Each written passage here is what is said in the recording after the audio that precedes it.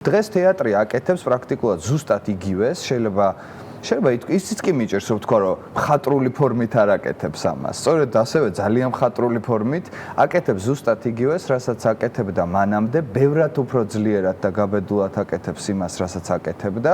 უბრალოდ არ ხდება ეს სცენაზე და არ ხდება ეს დარბაზში. და ასევე ხა შეგვიძლია ვთქვათ, არის თუ არა თეატრი შენობა. ხო? იმიტომ რომ ნამდვილად არ არის. თეატრი საუკუნეების მანძილზე არ იყო შენობა. თეატრი ყოველთვის იყო ძირითადად ესეთი ღია ცის ქვეშ და ხალხთან, რაც მთავარია. ამიტომ თეატრი სინამდვილეში ბრუნდება იქ, სადაც მას ასე ვთქვათ, თავის ნამდვილ წიაღს დაუბრუნდა, შეიძლება ითქვას, სახალხო წიაღს, ხალხის გვერდით, ხალხის დასაცავად. ხალხის გასაძლიერებლად დგას დღეს თეატრი, ლაპარაკობს საზოგადოებრივად უმნიშვნელოვანეს აქტუალურ საკითხებზე, ხალხის გასახმოვანებლად ასევე და რაც მთავარია, ანუ მე ვერც ერთ კომპონენტს ვერ ვამბობ, მაგალითად, რომელიც არ არის თეატრის არსის ნაწილი, რაშიც დღეს იმყოფება თეატრი.